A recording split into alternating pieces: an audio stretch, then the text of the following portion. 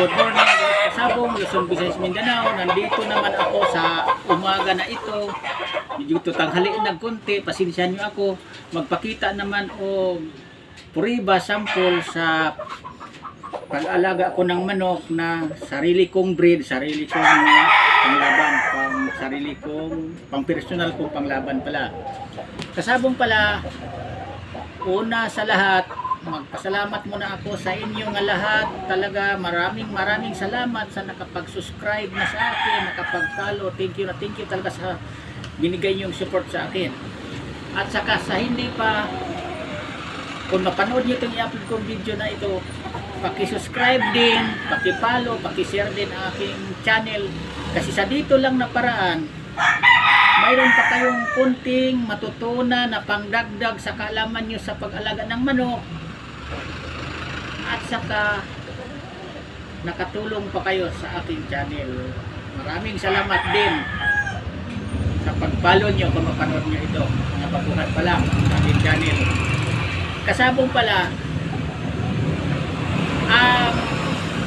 ipakita kong sample sa inyo yung nandito muna ngayon na manok.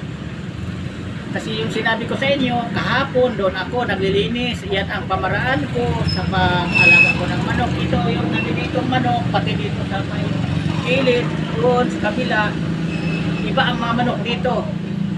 Pero isa lang ang may-ari nito, ako lang din mismo. At saka isa, ano lang yung ang linyada nito. Magkaparehas lang din ang linyada nito. Halos kasi tatlong klase lang ang ni-mix ko ngayon. Paris-paris ko. Grace lang, bullet dome at saka sweater. At saka yung Boston ko may pagka-sweater na, Boston sweater na itawagin kasi may dugo din siya nga Boston sweater and Boston sweater, process sila ng Boston sweater. Kasabong pala, ang manok, ito ang ipapaliwanag ko sa inyo na mga baguhan pa lang na kailangan, importante din talaga kagaya sa atin na backyard birders lang tayo. Ang lugar natin, parte tayo dito. Ulitin ko, parte dito sa akin, parte Tuxida del Quezon City mismo ito. Metro Manila. Hindi tayo katulad sa mga malaking farm, mga maluang, kagaya ng probinsya namin na ang mga manok nagpakatali lang kahit minsan-minsan lang linisin kasi madamo yun. Dito sa atin sa siyudad, dito pwedeng ganun pag-alaga. Kung mayroon man tayong pwesto katulad ng akin na pwesto paikutan ko ng lagayan ng mga manok, ang ginagawa ko doon, iyan na ang lupa, pinipalitan ko. Pag may dumi na, pinala ko, ilagay yon, tapos ilagay sa sako, pang pwede sa mga halaman natin, mga gulay-gulay, pwede yun, pinaka-ipulay ko, sa inyo yun. At saka yung nandito mga manok ko, alam nyo ba, ipakita ko talaga sa inyo kung ano ako mag-alaga ng manok na malinis. Kasi alam nyo Kasabong, pinakaayaw ko talaga sa totoo lang, sa akin lang tong opinion, kanya-kanya sa pag-alaga ng manok. Pinakaayaw ko yung marumi talaga ang mga paan ng manok kong alagaan. Kasi napansin ko yan sa kapwa ko mga sabungero, pagkuha ito sa akin nakakulong, habigyan ko kayo example. Ito siya yung grease muna namin yung mailag sila. Ito siya nakakulong to, pero tingnan nyo ang mga talampakan paan ng manok ko. Hindi maruming masyado. Kung makakita makunti lang na malinis, mga konti lang, kung natural lang yan, parang pero hindi talaga maruming nagtampat ng mga dumi. Yan ang pruiba ko sa inyo. Kasi anuhin man natin ang manok, kung sakto naman tayo sa pagkain, sakto natin sa pagbigay ng vitamins, kung marumi naman ang ating alaga ng manok, ang marumi nga kagaya niyan, tingnan nyo, pinakasample ko to sa inyo, nagpakakulong itong grease ko nandito. Ano na ito siya? months, magsi 6 months na ito sila. Kaya nag-umpisan, naglalaban na. Anuhin man natin ang dami tayong ibigay pagkain, marumi naman.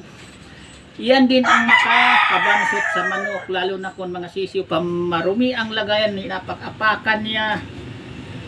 Ang katawan niya, nagkadumi-dumi ng mga ipot niya, didikit-dikit sa katawan. Iba ang amoy, mabaho kasabong yan. Totoo lang, naranasan ko na yan doon sa kasamahan ko nga pinapupunta ko sa manok kanyang ipahipo sana yung isang sisiw. Hindi ko hinawakan dahil ang dumi-dumi, mabaho ang manukan niya, totoo kasabong. Kahit marami siyang binibiling pagkain, pero ang lagayan naman niya, marumi, mabansot din ang mga manok kasabong. Yan, totoo yan. Parang tao din yan. Ang manok, dapat marumi ang hinigaan natin, iba ang amoy dumi, hindi tayo makatulog yan kasabong, masakit sa ilong, ganun din ang manok, hindi tayo ganahang kumakain din yan, ganun din ang manok. Ang paliwanag ko sa inyo, tingkat, kagaya sa akin, mga malinis talaga yan. Kaya ang mga katawan nila okay, kasi bukod sa sakto sa pagkain, binibigyan ko ng vitamins, at saka ang lagayan nila hindi masikip, hindi marumi, makatulog sila ng mahimbing. Yan totoo, kasi kung ganun din ang manok o tao yan. Kasi kahit ano namang klaseng pagkain din yan, tambakan mo ng pagkain, marumi naman din ang pinaglagyan natin. Useless din lahat yan kasabong, kasi ang manok, sinabi ko sa inyo, parang tao. Mamumutla din ang manok niyan kasi marumi ang lagayan niya. Yan ang papaliwanag ko sa inyo mga baguhan. Kaya kung kayong nag-alagag manok, kapwa kong backyard birds, kung parte man kayo, saan kayong lugar na medyo maliit lang ang lugar nyo, sundin nyo ang ginagawa ko. Linisin talaga natin yan. Ako nga busy kasabong sa totoo lang kasi dami kong ginagawa, kasi sinabi ko naman sa inyo, libangan lang ang manok ko. Pero sa pagdating sa manok talaga din, hindi ko mapabayaan yan. Kasi iyan ang talent ko mula pagkabata ko, ang pag-alaga, pag-breed ng manok na mga panglaban. Kaya alam na alam ko kung anong sitwasyon sa manok, kung malinis ang lagayan niya, doon makita din natin ang pagmumukha, mapula ang mukha. Kasi di niyan sabihin kasabong sa hanip, paliwanag ko sa inyo, yung hanip, kuto-kuto, madali lang matanggal. Ang paliguan mo yan ng wash out shampoo, okay na, wala na yan. Ang problema yung lagayan, kapag marumi.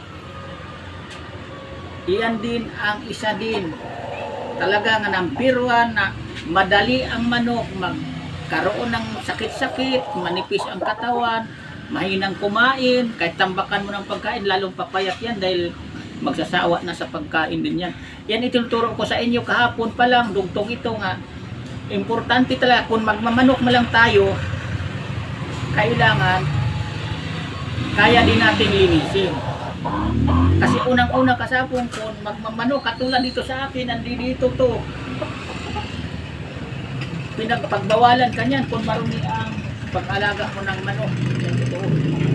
Di baling nung sa kabila ko dahil walang bawal-bawal doon kasi linisin mag hindi dahil wala namang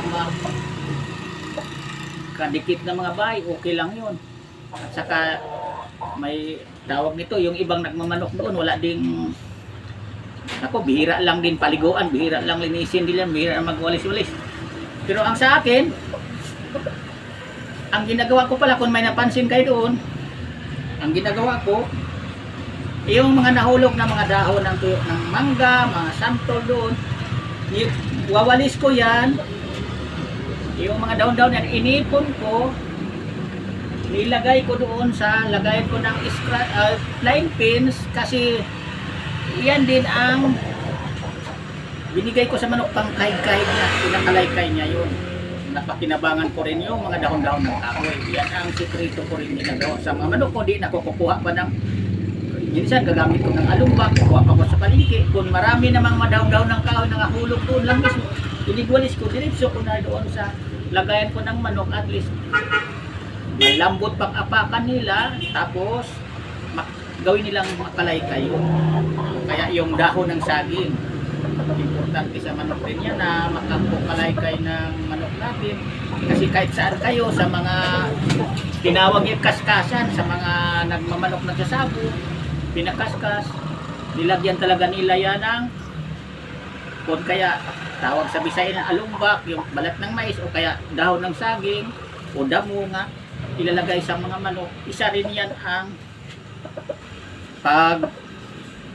pa-improve sa muscle ng manok, yung pagkalaykay, yung pinakaskas. Kasi kung i-conditionin ang manok, ginagamit din talaga yung may kaskasan talaga yan. Ito mga kasama tayong mga baguhan pa lang. Di bali sa mga datihan na, kayong mga datihan na alam nyo na.